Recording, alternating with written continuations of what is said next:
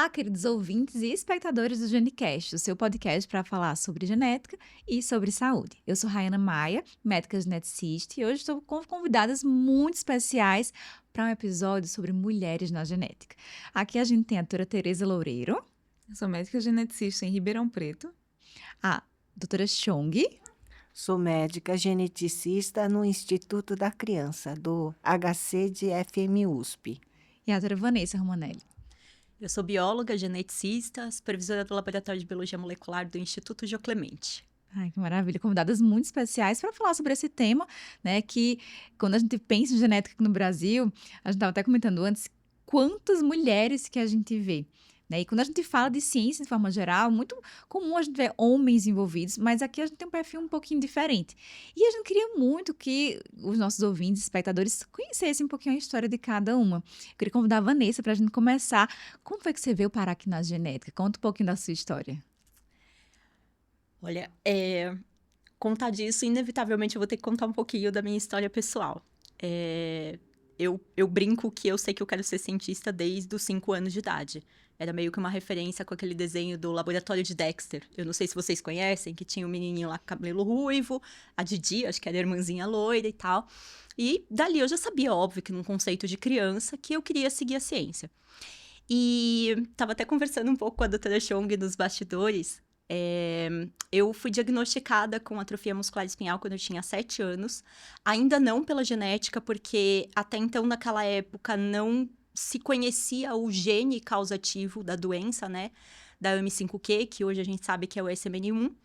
E no ano de 2000, eu pude ter o acesso ao teste genético, que na verdade o gene foi descoberto em 1995. E eu já tinha 10 anos, né? E eu fui fazer o teste genético justamente no Centro de Estudos de Genoma Humano. Por ali eu já tinha mais ou menos uns 15 anos.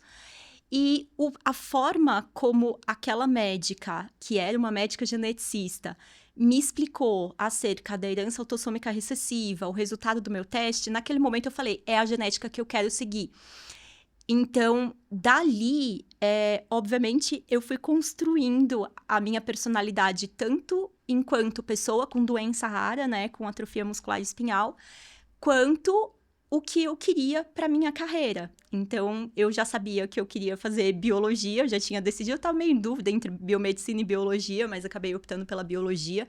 Na época, a visão que a gente tinha era de uma perspectiva de mais campo de atuação na pesquisa e desenvolvimento, e era isso que eu queria.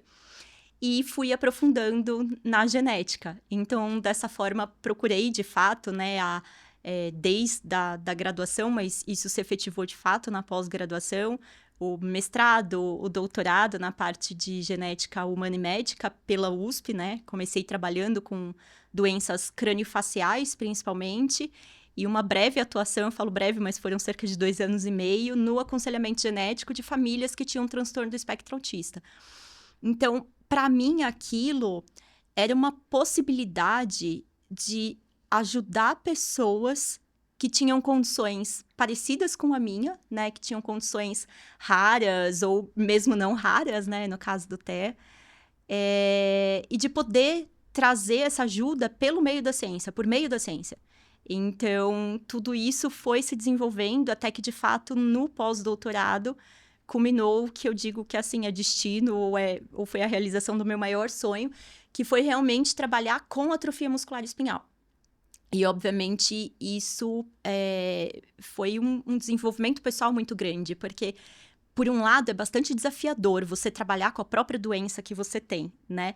Mas como eu já vinha daquela consolidação do mestrado e doutorado em outras áreas da genética, era como você consegue... Eu cheguei numa fase que eu consegui estabelecer uma separação entre o que era uma leitura técnica sem um envolvimento pessoal naquilo. E eu acho que você precisa dessa maturidade para trabalhar com o que você tem, né? Mas você consegue, ao mesmo tempo, trazer o lado humanitário, trazer o lado até da questão das políticas públicas e das necessidades sociais para aquela parcela da população, pelo fato de você viver a condição, né? E aí, enfim, aí a história é um pouco mais longa, né? Não vou me estender muito aqui, mas isso culminou também, posteriormente, que é onde hoje eu trabalho, na coordenação de um projeto dentro do Instituto Geoclemente que fez o piloto da triagem neonatal da AME no estado de São Paulo. Então, a gente triou mais de 190 mil crianças, identificamos 14 bebês com AME, e é uma realização minha, assim, na genética, muito, muito especial, porque é você ter a possibilidade de fato, né, por meio da ciência, você poder mudar a vida das pessoas e olhar e falar, não, elas vão ter uma qualidade de vida, elas vão ter um desenvolvimento, uma possibilidade de interação social diferente do que eu e do que a minha geração de AME teve, né? Então, essa é a minha história com a genética em resumo. Nossa, eu tô aqui arrepiada, assim, é muito emocionante ver essa história e ver onde você chegou com esse resultado, né, da tua pesquisa, do teu trabalho hoje. É muito legal ver como a genética ela pode impactar a vida das pessoas e como a gente vê o quanto que a gente é capaz, né, de crescer cada vez mais. E com certeza vão ver outros frutos aí do teu trabalho.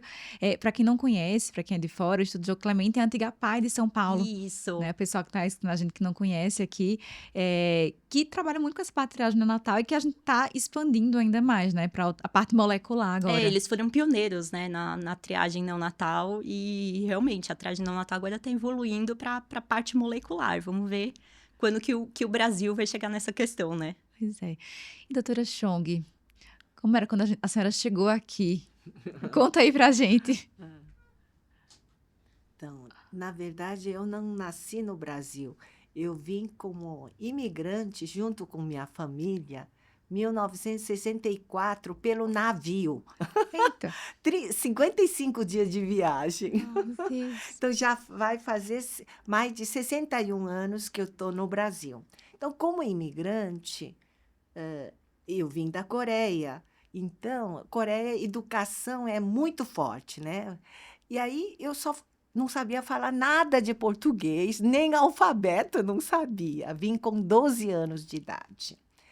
Daí, sempre frequentei escola pública, porque não tinha condições financeiras de meus pais. E hoje em dia fala que é supletivo, colegial em 3 anos, eu fiz antigo, madureza, atualmente supletivo. Aí, não passei na Unicamp que eu queria. Meus pais a gente morava em Campinas. Só prestei Unicamp. Mas como minha irmã morava em Brasília, e Brasília abria vestibular na metade do ano. Aí que eu fui prestar na UNB, Universidade Federal de Brasília, UNB. Aí, por sorte, eu entrei, porque naquela época, 3 errados anulavam um certo. Então, não arriscava. Eu só respondia o que tinha certo. Enfim, eu consegui entrar. Foram 6 anos de faculdade na UNB, numa cidade maravilhosa, que eu adorava Brasília. E fiz 2 anos de residência em pediatria lá no Hospital de Base, que é conhecido, né? Mais conhecido, é maior hospital. Então, eu sou muito grata ao Brasil, porque só tive escola pública, faculdade pública. Daí, depois da residência, no final, eu queria fazer algo a mais, depois da pediatria. E eu casei. Quando terminei a residência, vim para São Paulo. Eu queria continuar, né, dentro da pediatria, já tinha, então, certificado de especialista em pediatria. E casei, terminei em fevereiro de 1981. E em março casei. E em março, depois que voltei do lua de mel em Ubatuba, olha só.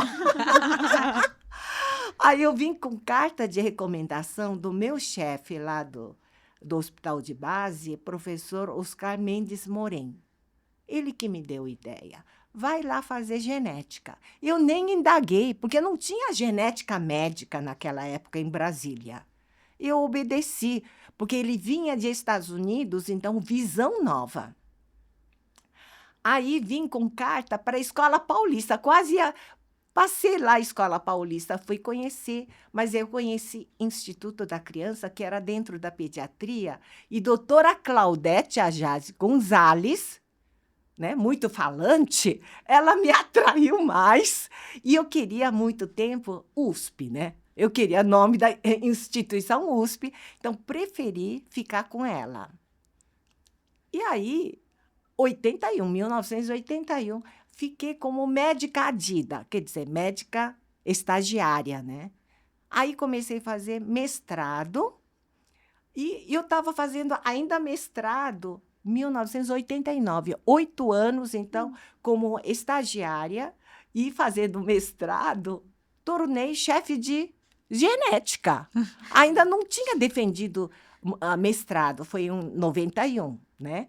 Então, acho que eu tive muita sorte. Não fui eu que mandei embora a doutora Claudete. Ela foi para ortopedia. Então, eu fiquei chefe de mim mesma. Era a equipe, eu e só.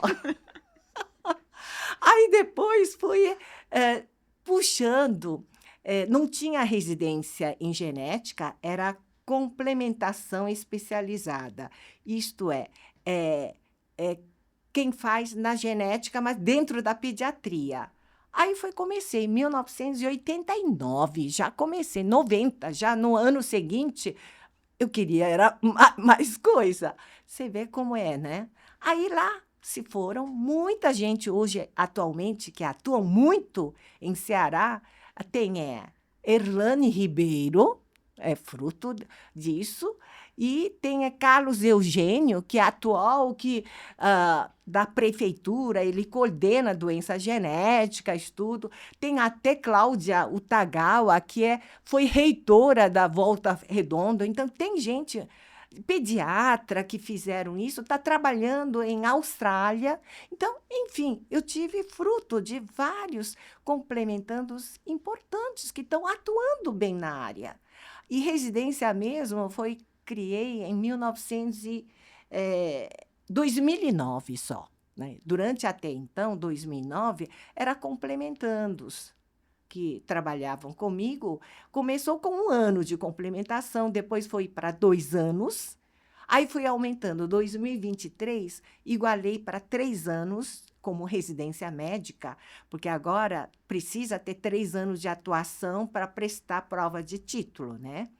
E desde 2009, então, comecei também com 2 vagas, só tinha uma bolsa, mas consegui segunda bolsa, fonte externa, que naquela época aceitava, foi aumentando para 3, porque a vistoria, credenciamento da vistoria, veio o pessoal da Unicamp. Aí eram 3 vagas. Mas eu não tinha 3 bolsas. Aí consegui vaga de Ministério de Saúde, foi para 3, pedi mais. Atualmente estou com 5 vagas. Já estou, acho que uns 5 anos para cá, 5 vagas de Ministério de Saúde. Então, realmente eu já tinha comentado que o professor Décio Brunoni que me incentivou para abrir programa de residência. Mas realmente foi muito bom o resultado. Eu fico muito feliz. A coisa que foi melhor foi implantação de residência médica. E, atualmente, vários formados trabalham em vários estados, atuando brilhantemente. E aqui em São Paulo, todos os hospitais de laboratório de genômica estão trabalhando, né? Tem muito. Então, isso gerou uma alegria muito grande.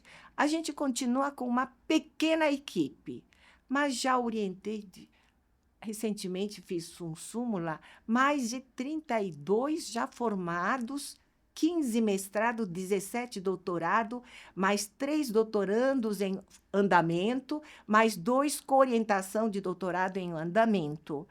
Eu sou muito grata ao Brasil pelo ensino público e mais residentes excelentes que apareceram no meu caminho. Então, eu vibro muito com a abertura deles, a atuação brilhante em cada estado diferente. É como se fosse a mãe mesmo. Eu sinto muito feliz de realização mesmo, e eu estou perto de aposentar. Né? Ano que vem tenho que aposentar, mas meu gás continua e tenho grande carinho pela genética. E até uns 10 anos atrás não tinha tanto projeto de pesquisa, mas eu falava, meu enfoque é paciente do SUS, do Instituto da Criança. Mãe, eu sei que tem suspeita de tal doença, mas eu vou procurar no mundo, graças ao e-mail, onde possa fazer esse diagnóstico. A senhora topa? Era assim. E eu era pedinte, graças ao e-mail. E como o Brasil, eles sabem que o Brasil tem muito paciente, né? São muitos casos diferentes, raras, e consegui assim. Então, esse vínculo com o paciente e eu, isso é muita coisa de... Tirando da profissão, mais do que isso. É uma... Porque a gente convive, né, com o sofrimento deles, a dificuldade de a mãe viver com uma criança deficiente, ainda com deficiência intelectual. Nossa, é muito sofrimento. Infelizmente, tem uma coisa que ainda que eu não consegui oferecer: equipe multidisciplinar. Existe na teoria, no HC, mas na prática, infelizmente, para genética não tenho. É essa luta que eu gostaria de contribuir, porque precisa, não é uma novidade, isso é elementar, mas não tem. Então, eu não consegui até hoje. E virar o centro de referência. No Brasil já tem mais de 30 tantos serviços de referência. A gente começou, a doutora Claudete começou genética em 1978. A gente tem muito atendimento, mas até hoje não era reconhecido. Mas finalmente recebi notícia que a partir desse mês agora vai ter até comemoração onde é lá de congregação, é uma coisa que vai ser considerado centro de referência depois de tantos anos, 47 anos de existência de genética médica. Mas, finalmente, vai ter. E vai ter também centro CIGEM, né? Que vai ter exoma de graça para paciente do HC. E você sabe que simples cariótipo a gente conseguiu implantar no HC foi em 2009, graças ao professor Dr. Marcelo Buratini, que na época era diretor do laboratório central do HC. Até então, a gente dependia da biologia da USP, agendamento e tudo mais. Então, hoje em dia, a geração nova não sabe. Sempre tem uma história, foi passo por passo, não é de um dia para outro. Tem que continuar insistindo na melhora da genética. E, hoje em dia, tem sequenciamento, né? Vai ter no HC. Eu vibro muito isso. Precisa, porque demanda clínica é muito grande. Mas chegou agora, né? Mas paciente nosso já é mais de 30 tantos anos. Eu tenho feito muita parceria internacional. Ultimamente, mais de 8 anos que eu faço com o Japão. Professor Naomichi Matsumoto. Ele me fez mais de 500 exomas de trio, sem nenhum ônus, até envio do FedEx prioritário, Nossa, que tem que chegar, ele que pagava. Você vê a dificuldade. Mas tem gente boa aqui no caminho. Por quê? Interesse também científico. Porque nossos casos são muitos sem diagnóstico, definição diagnóstica. Mas tenho esperança, vai melhorar, vai ter. Né? Então, eu quero deixar bem claro que genética é uma área apaixonante e muito humana. Né? Você tem que humanizar mesmo e ver o sofrimento do casal, o filho, e todas as mães perguntam se eu morrer, quem vai cuidar do meu filho? Isso é um problema sério, social. Temos que pensar.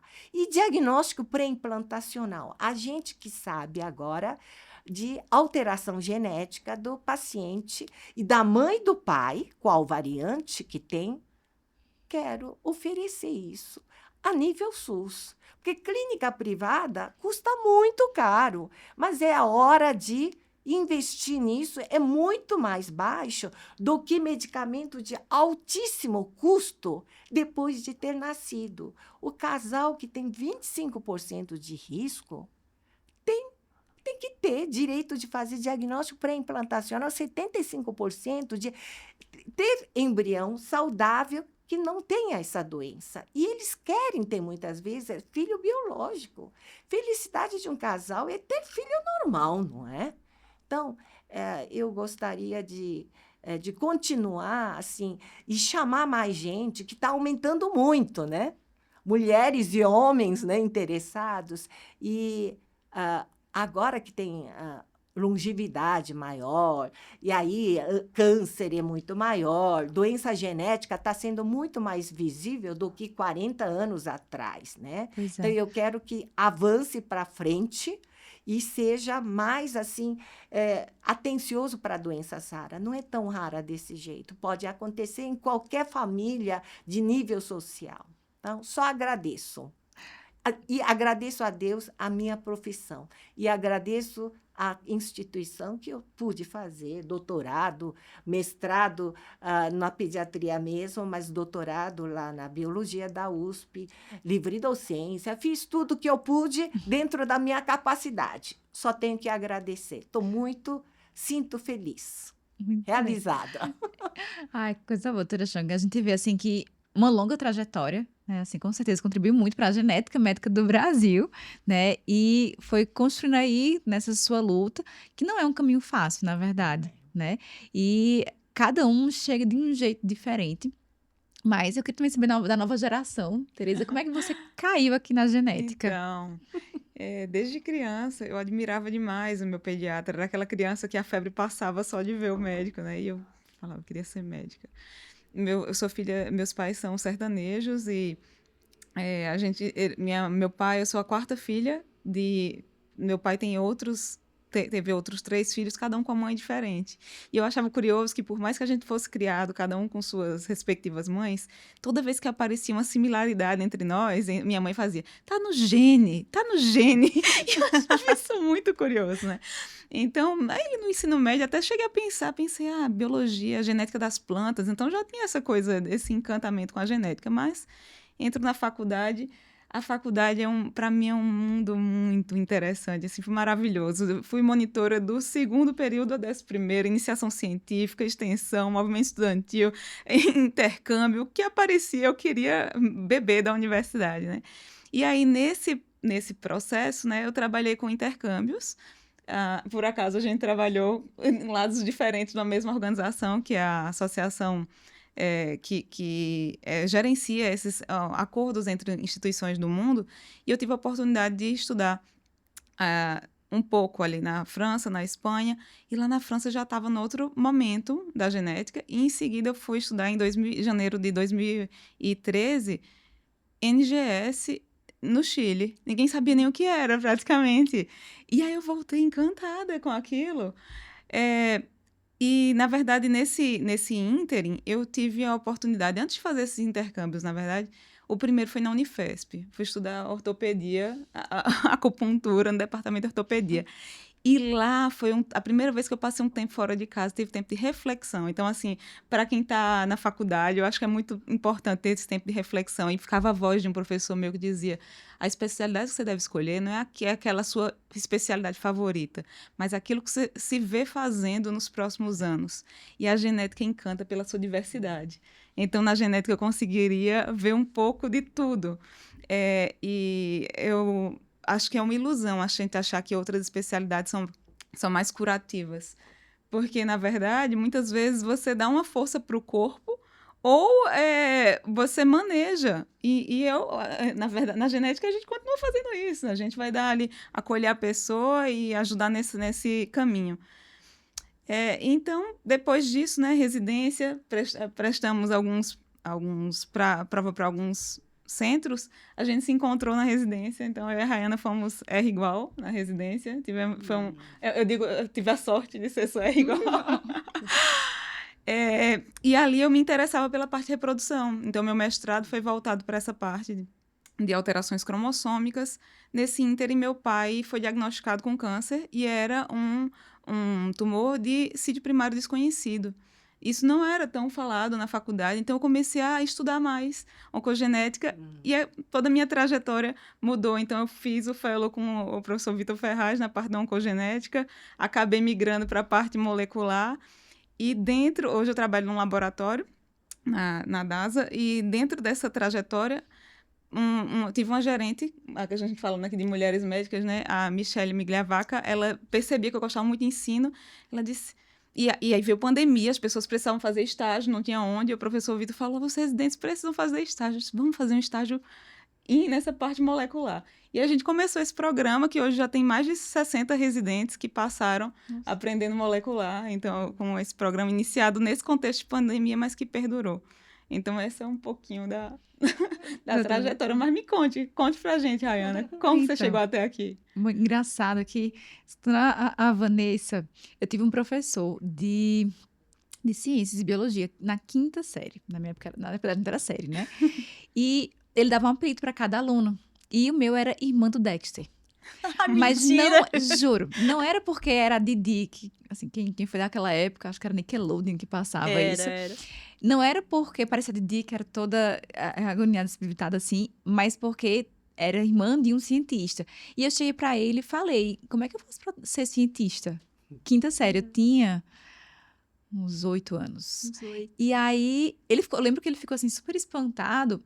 Umas semanas depois, ele chegou pra mim com uma listinha de onde vendia aqueles brinquedos, assim, de cientista. E nessa época eu já gostava muito de biologia, de ciências. Só que na 6ª série, a gente aprende as leis de Mendel, né? Então, assim, azão, azinho e modos de herança. E ali eu me encantei e eu sabia que era aquilo que eu queria trabalhar pro resto da minha vida. 6ª série. Precoce. Só que eu fiquei muito tempo achando que eu queria fazer biologia. Então, assim, até ali, meados do 3º ano, nada de 2º ano. 2º ano médio, a gente começa a estudar a biologia de planta, de animal. Eu fiz, não, isso aqui eu não quero, não. Gosto muito de bicho e planta, mas eu não quero trabalhar com isso.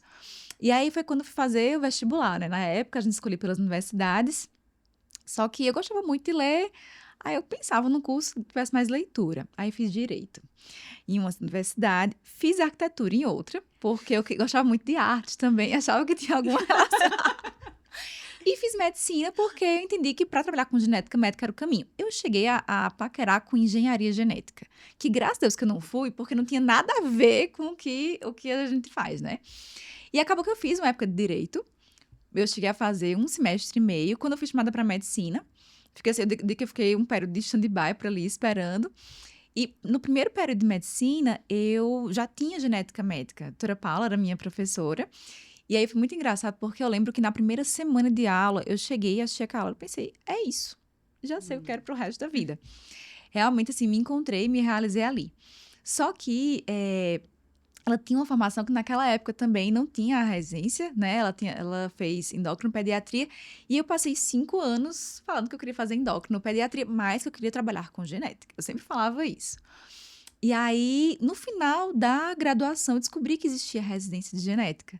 E aí foi quando realmente eu fechei na residência, e aí foi quando eu conheci a Tereza, a gente estudando lá para as provas de residência, a gente se encontrou na lista de inscritos, e hoje eu atuo como docente na Universidade Federal da Paraíba, uma coisa que eu nunca imaginava ser, nunca achei que eu ia ser professora na vida, mas sou muito feliz, eu adoro dar aula, adoro estar no ambulatório com os alunos, com os internos, com as ligas, com os residentes, e quem conhece sabe que eu ficava falando de genética assim pro resto da vida. Se deixar o ambulatório dura 2 horas a mais, porque a gente acaba e fica lá conversando. Atuo no hospital universitário também como preceptora e atendo no consultório. E assim, eu adoro exatamente isso, a genética, né? Que ela é muito diversa. Então, assim, realmente eu nunca vou ficar entediada. Gosto de protocolo, gosto, mas eu gosto da diversidade, de nunca saber o que é que vai chegar para mim. Mas eu acho que eu descobri nesse caminho, eu também me emociono falando algumas coisas a mais, que é uma coisa que na graduação, e quando eu pensava como ciência, eu não tinha muita noção, que é o quanto que a genética ela pode impactar na vida das pessoas. Sim. Né? Então, assim, quando eu entrei, eu não imaginava o tanto que eu ia tratar. Uhum. E assim, quando eu penso, meu Deus do céu, nunca na residência eu pensava que eu ia medicar isso. Então, assim, eu me empolgo muito com cada descoberta de novos diagnósticos, né? Com possibilitar, olha, você tem isso e a gente pode fazer isso, e a gente pode resolver, a gente não vai curar. Mas assim, diabetes, pressão alta, ninguém cura também. É isso, era né? disso que eu queria Assim, transmitir. existe muito essa coisa de escutar, mas genética é muito triste, porque a pessoa vai ficar com aquela condição pro resto da vida, mas, gente, a gente é capaz de mudar a história dos pacientes. E, às vezes, eu não vou nem falar, assim, com grandes medicações, mas com um diagnóstico, a pessoa saber o que é que ela tem. né? A gente dizer, às vezes, saber o risco de herança. Desde não tem risco de recorrência, porque não é genético, às vezes é uma medicação. Então, assim, traz essa resposta, tira a angústia de uma família, né? Até o outro lado, de a gente saber, olha, a gente pode ir atrás, tem pesquisa, manda para os Estados Unidos, entra em contato com o pesquisador, saber cruzar as famílias, né? Assim, sabe dizer, olha, tem um fulaninho ali que também tem a mesma condição, entrar em contato com os colegas e o paciente não se sentir sozinho no mundo, né? Acho que, assim, eu fui descobrindo nessa caminhada muitos outros caminhos possíveis para os meus pacientes e, assim, todos eles são especiais, aquela coisa é única e parece que é clichê a gente ficar falando isso, mas é muito real, assim, a gente poder fazer parte daquela história e saber que a gente pode mudar, né, a vida das pessoas. E vai desde o câncer, desde a oncogenética, em que a gente pode prevenir. E eu confesso que, trabalhando no SUS, eu tenho, sei lá, mais de 60% da minha carga horária em SUS. Eu compartilho muito com o que a senhora fala, assim, doutora Chong, de oferecer os exames, de ir atrás. Então, eu fico muito feliz quando a gente consegue. E eu fico, do mesmo jeito, muito triste quando a gente não consegue, por exemplo, uma família que tem uma predisposição ao câncer e que eu descobri que a pessoa não conseguiu fazer o teste e descobriu já um tumor avançado, né? Então, assim, eu me frustro igual, né, acompanhando aí essas famílias. Mas eu também confesso que eu fico muito feliz de ver o tanto que a mulher, ela tem um papel tão importante, né, que não é fácil, né? A gente tem que lutar, tem que ir atrás. E a ideia desse episódio, na verdade, é a gente mostrar esse lado, né? Um episódio que é feito com carinho, pensando no Dia da Mulher, porque a gente reúne muitas, não vou falar só habilidades, mas acumula muitos cargos, né? E a genética ela não é fácil para a gente estar compartilhando com todas as outras atribuições da nossa vida. Mas a gente tem uma sensibilidade, eu acho que extra, para todas essas questões e que motiva e que fomenta ainda mais esse crescimento, né? Que a gente vai construindo degrau a degrau. Bom, a gente compartilhou aqui nossas histórias. Espero que alcance as pessoas aí de alguma forma realmente. Eu acho que legal nesse compartilhamento é inevitável a gente ir citando pessoas, lembrando de pessoas. Então, minha orientadora, Esther Ramos, então, meu orientador da faculdade, professor Henrique Gil. As pessoas que elas nos ajudam, a gente tem que ir enxergando ali em quais pedras vão montar nosso caminho, né? Mas as pessoas vão montando os caminhos das pessoas. Não, e isso é muito aqui, bonito. pra mim, né, eu fico pensando assim, é uma honra estar nessa mesa. A doutora Chong foi É um referência pra ícone. mim a pós-graduação inteira, né? Então, agora, sabendo da tua história, de onde a senhora veio, não sabia. Então, a gente pensar realmente na força dessa mulher que veio de outro país, né? Acho que tá aqui uma das referências da genética, de entender o quanto que a gente pode construir para nossa própria sociedade, né? A Rayana não comentou, mas ela tem uma página também no Instagram. Eu tive a felicidade de conhecer a Rayana durante a pandemia. E vou puxar uma coisa, né? Tô falando da tua página porque é muito interessante ver também que você pode ajudar as pessoas à distância, né? Que também as redes sociais, elas propiciaram a informação chegar mais fácil para as pessoas.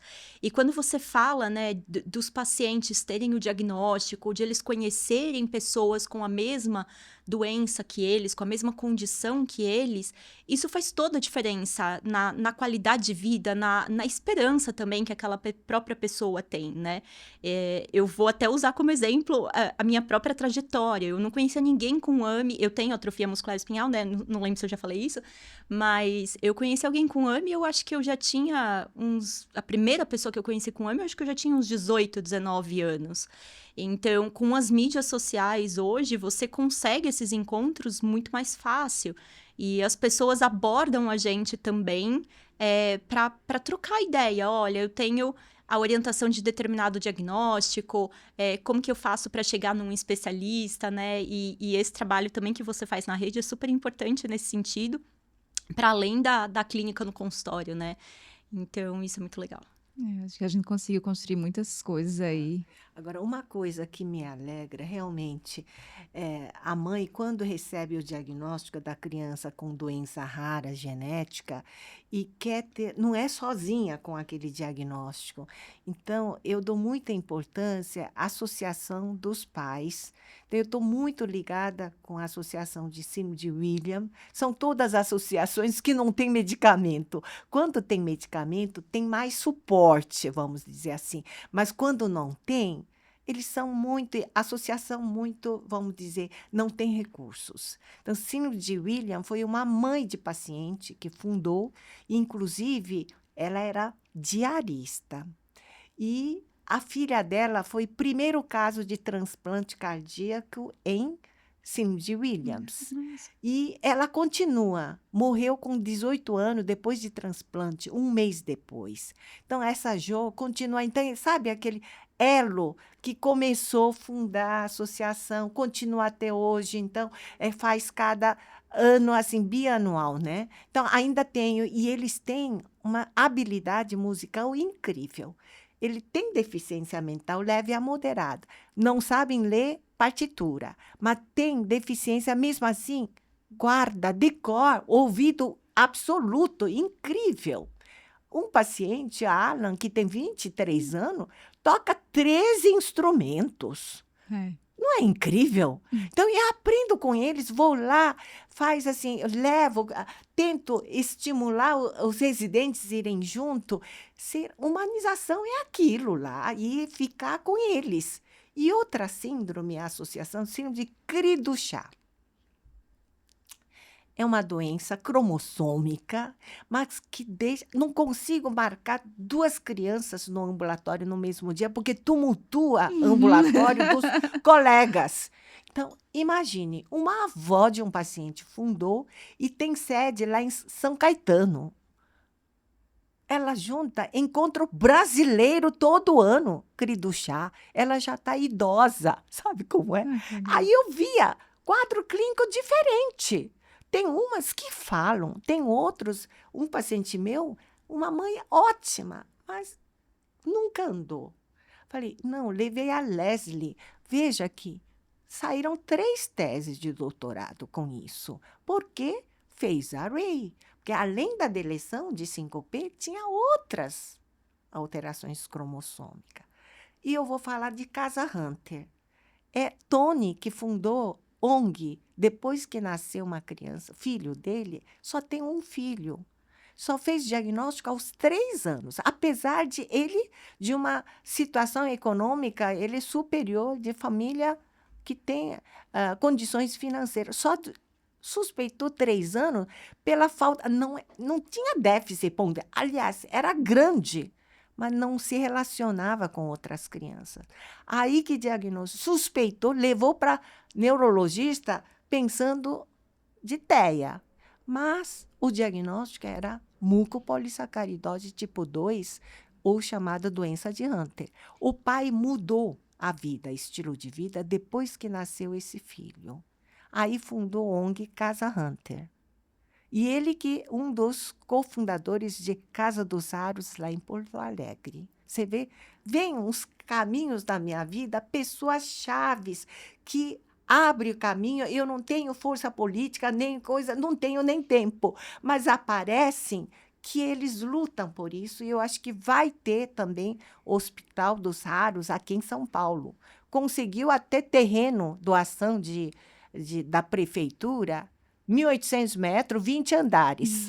Diz que vai começar no 2º semestre a construção. Então, é um meio de aparecer gente unindo a força e para melhorar tratamento, mesmo que não tenha medicamento, tratamento, equipe multidisciplinar. E quando tem tratamento, graças a Deus, terapia gênica, mas diagnóstico implantacional, não esquecer, para casal de risco. Então, eu tenho ainda muita esperança. E ainda vai ter exoma de graça no HC e pretende também oferecer para os outros estados, porque ainda é difícil. E tem cariótipo de rotina. Fluxo contínuo, não tem essa. Dentro de um mês, prazo, que sai o resultado. Então, lutar, continuar a lutar com otimismo, esperança, quem sabe. A gente vê as mulheres no papel de pacientes, de mães, de avós de pacientes, mulheres ensinando, cuidando, enquanto cientistas, em toda essa jornada. E a gente vê as mulheres reaparecendo. Unindo a força Unindo é fundamental. forças, unindo a força. Sempre falei, nunca é sozinha, tem que ser em equipe. E trabalhar feliz, né? E se a gente lembrar, assim, ao longo da trajetória da ciência aqui no Brasil, a gente tem muitas mulheres que têm um nome importante, de peso, no Brasil e no mundo, né? Se a gente pensar desde a descoberta do DNA, Sim. né? Acho que a gente podia resgatar um pouquinho aí essas mulheres também que fazem parte, querendo ou não, de forma indireta, pelo menos, da nossa história, né? Quando você fala, inclusive, descoberta de DNA, o primeiro nome que vem na minha cabeça é a Rosalind Franklin, né? Sim. Então, e eu acho que tem também uma questão histórica, né, da participação dos homens versus a participação e reconhecimento das mulheres na Sim. ciência, né? Porque também quando a gente fala da descoberta do DNA, é muito conhecido dos livros Watson e Crick, né? Agora, pouco se fala da Rosalind Franklin que, né, observou toda aquela estrutura e subsidiou toda aquela descoberta. A mesma coisa a gente tem com relação ao CRISPR, né? Então, as duas pesquisadoras que, gente, me perdoem, às vezes eu não decoro os nomes, mas duas pesquisadoras que descobriram toda a maquinaria, né, da bactéria e que subsidiou as aplicações em seres humanos, né? O CRISPR é aquela tesoura molecular que a gente pode fazer uma edição genética, né? Para quem está assistindo a gente, que a gente pode fazer uma edição genética e corrigir uma determinada mutação na pessoa, né? Inclusive, isso tem de forma até polêmica sido feito ainda no embrião pré-implantacional, né? Mas eu acho que é uma metodologia extremamente promissora e teve a participação de duas mulheres para a descoberta desse mecanismo, ainda numa estrutura bacteriana, e que depois culminou nessa descoberta toda para o ser humano, de fato, né?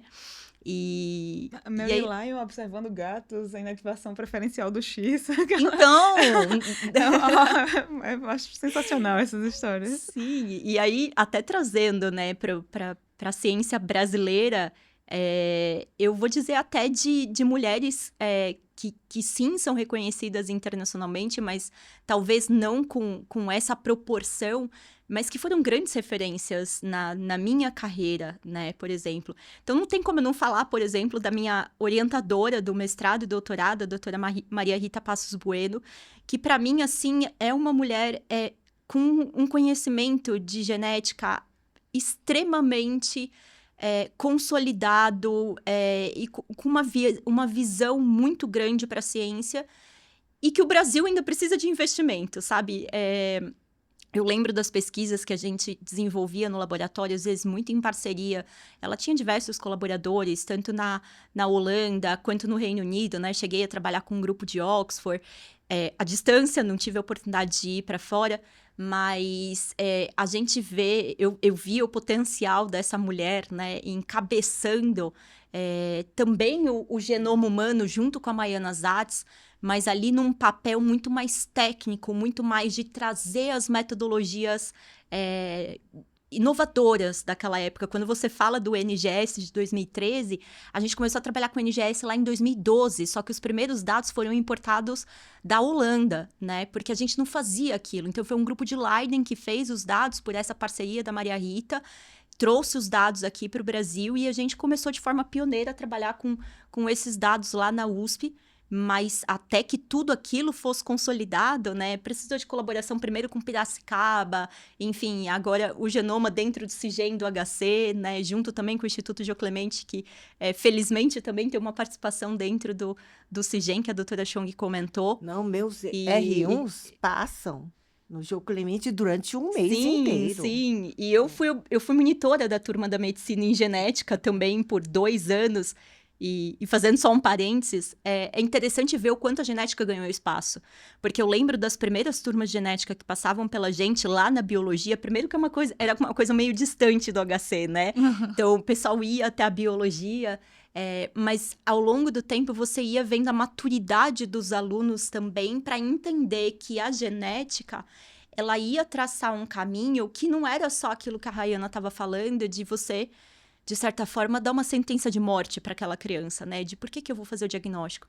E aí, não vou entrar nesse mérito, senão eu vou fugir da pauta, mas a gente tem muita inovação dentro da genética para acontecer nos próximos anos. E aí, só para finalizar, né? Também não tem como falar da minha outra referência, que é a Maiana Zatz, né? Que coordena todo o genoma humano. E foi com ela que eu tive a oportunidade de adentrar na parte da neuromuscular, né? trabalhar com a própria AME, trabalhar com outras condições, como distrofia, esclerose lateral amiotrófica, e que me pôs em contato também com outras pessoas de referência, a doutora Débora Bertola, que está no laboratório, no ambulatório da doutora Chong. Então, para mim, são referências de mulheres fortes, e quando eu falo de força, eu falo também de uma necessidade da gente se posicionar frente a um mundo ainda onde, de fato, o reconhecimento e os espaços são muito voltados para o público masculino, né? Então, a mulher, ela traz realmente para mim, essa simbologia de força dentro da genética para que cada vez mais a gente mostre o nosso potencial, né? Que eu acho que, no fundo, é o que todas nós aqui buscamos para cada vez mais avançar a ciência e trazer essa melhoria. A mulher tem esse lado até materno, né? De junto com a carreira, propiciar também o bem-estar daquele paciente. Pensar, não estou dizendo que os homens não fazem isso, né? Mas pensar que você, quando dá um diagnóstico para uma pessoa, você está impactando não só na vida daquela pessoa, mas na vida da família que está envolvida com tudo aquilo, e que também vai ter um impacto muito significativo, que às vezes uma mãe para de trabalhar para cuidar de uma criança com uma doença rara, para cuidar de uma criança com deficiência, e a gente sabe também por dados que 70% dos pais abandonam aquela família. Sim. Né? Não ficam para cuidar daquela criança. Então, uma mulher, mais uma vez, assumindo diversos papéis dentro da sociedade. E nisso, a gente tem um percentual muito maior de mulheres hoje fazendo até a formação em genética médica, mas muitas vezes, quando se olha os serviços, a gestão muitas vezes é por homem, por mais que eles sejam minoria. Verdade. E essas mulheres fortes, você mencionou vários nomes, até no que diz respeito à maternidade. Então, quando eu pensei, eu gostaria de ter filho, mas será que eu dou conta? Aí eu parei, aí olhei... Nara Sobreira, aí eu olhei assim, Maria Isabel Achatz, eu dou conta. Então é tão importante, sabe, de ver a referência dessas mulheres que... E desculpa te interromper, mas é novo também isso, inclusive as organizações de fomento, a pesquisa, Sim, terem a licença maternidade, porque de fato... eu, na minha carreira, já ouvi, inclusive, comentários feitos por mulheres do tipo, essa aluna ou fulano de tal é mulher e vai acabar deixando a carreira porque engravidou ou porque vai ser mãe. Gente, calma aí, você pode voltar para sua carreira e dar conta das duas coisas, né? E a mulher consegue desempenhar esse papel multitarefas que a gente fala. Então, perdão te interromper, mas eu acho que é muito relevante a gente colocar que os órgãos de fomento hoje estão olhando para isso, né? Acho que assim, eu confesso que eu até tenho medo de ser injusta pensando em tantos nomes da genética que a gente poderia citar aqui. De norte a sul do Brasil, a gente tem muita gente que levou a genética para frente. A doutora Chong está aqui representando com muito carinho a genética médica aqui de São Paulo. Mas se a gente pensar em Porto Alegre, a gente tem a doutora Lavina, a Patrícia Prola, Ida Schwartz, a Carolina Fischig. Aqui em São Paulo, a gente ainda tem a doutora Débora Bertola, a gente tem... Tânia Bachega. A Tânia Bachega, que está lá na endócrina e trabalha muito com a genética também. Com a genética. A Débora Guzmão, que está agora aqui na Unifesp também. A gente tem na Unicamp a doutora Denise Cavalcante, que é lá de Campina Grande também, né, que é referência, inclusive, internacional na parte de displasias ósseas. A gente tem a Angelina, que trabalhou com a genética dos sertões lá na Bahia. Lá em Ribeirão teve a doutora Steck, que o Tereza já comentou. Teve a doutora Lúcia, que passa por nós também. No Rio, a gente tem tantas outras colegas. A Daphne, né, que está por lá também. Então, assim, eu confesso que eu tenho medo de esquecer. Com certeza tanta gente. Vou esquecer. Mas você já lembrou um monte. A doutora Terezinha lá em Brasília. E por aí vai. Então, assim, é muita gente. E é muito bom ver como a mulher tem conquistado tantos espaços. Mas, claro, tem muita coisa ainda pra gente lutar, né? Quando a gente vê esse espaço da maternidade, não vou dizer que é a única coisa, mas tem sim um grande peso, exatamente assim, quando a gente pensa na parte acadêmica, profissional, sempre a gente olha, tem esse segundo olhar. Mas vai ser mãe, mas vai casar, né? Então, assim, a gente sempre é como se a gente descesse um degrau por ser mulher, né? E, na verdade, isso acontece na genética e em qualquer um dos outros espaços. E a gente ainda precisa ficar mostrando o nosso valor, o que torna ainda mais injusta aí essa trajetória, realmente. Mas olha só o tanto que a gente já conseguiu. Não, e comentar que é muito bom ter uma representante do Nordeste aqui também. Eu sou de João Pessoa. Você também? Ai, perdão, não sabia. É muito bom ter vocês duas também, porque Paraíba. quando a gente olha A quantidade de geneticistas que tem no Brasil, acho que são 380 alguma coisa, né? Que tem a especialidade de genética no Brasil. A maioria está concentrado no Sul e no Sudeste. Então, é muito bom quando você traz esses nomes de referência, né? Eu conheço a doutora Denise de Fortaleza, né? Também. Que é de Fortaleza. Então, porque são lugares que eu imagino que são extremamente desafiadores, às vezes por estarem longe desses polos, né? Não, Fortaleza você tem vê- vários lá, Não, já mas tem eu um digo núcleo outros forte. lugares, né, do Sim, norte e sim, nordeste do que não país. tem. Exato, né? A própria questão dos centros de referência. Lembrando aqui da Vânia, que tá sozinha lá pra todo Ah, Manaus, Amazonas. toda a Amazônia. Imagina a Sozinha. força dessas pessoas para fazer o diagnóstico desses pacientes, para fazer com que elas realmente tenham acesso àquele exame que vai auxiliar no diagnóstico clínico, né? Então, é muito bom ouvir todos esses nomes e ter todo esse conhecimento. É verdade. Bom, gente, estou muito feliz com esse episódio, com a presença de vocês. Queria agradecer a cada um de coração por contribuírem com a genética aqui do Brasil e que a gente possa aí realmente compartilhar e propagar, né, o nosso papel e fortalecer o papel da mulher por aqui. Queria saber onde é que as mulheres podem encontrar vocês também. Então, muito obrigada, doutora Chong, pela sua presença e por toda a contribuição aí com a nossa história. Eu estou no Instituto da Criança, do Hospital das Clínicas. Então, meu e-mail é meio complicado. chong.kim, depois, @hc.fm.usp.br. Obrigada, Vanessa. Onde é que a gente pode te encontrar? Bom, primeiramente agradecer, né, poder falar um pouquinho desse assunto e posicionar um pouco mais as mulheres cientistas, né, brasileiras com força aqui, trazendo essa temática. Eu vou deixar o meu Instagram, né, apesar de eu precisar ativar um pouquinho mais aquela conta, mas vocês conseguem me encontrar, então, no @ame.pesquisa. Ótimo. E doutora Tereza Loureiro, que vão compartilhar mais um momento da vida aqui contigo, minha colega querida de residência e da vida. A gente não fazia só residência junto. A gente fazia tudo. A gente dava um jeito de tirar férias em meses seguidos, porque não podia tirar férias juntos, para o fim de semana, ter um fim de semana em comum. Não podia Tem uma sacar longa o história de serviço. Fazer um amizade aí. mestrado Que junto. legal. Então, vocês podem me encontrar no Hospital das Clínicas de Ribeirão Preto, no Laboratório Data Genômica e no Instagram, @genéticaconvida. Bom, vocês podem me encontrar no @genetigram e podem encontrar esse Genicast no @genicast.podcast e também no Spotify, os agregadores de podcast e agora também no YouTube para quem quiser assistir a gente, não só escutar. Deixo o convite aqui para vocês marcarem a gente, divulgarem aqui esse espaço também que é de vocês. A gente fica aberto aí para as interesses de tema que vocês quiserem trazer para a gente, convidados, vocês querem escutar aqui nessa mesa também. Bom, um abraço e até o próximo Genicast.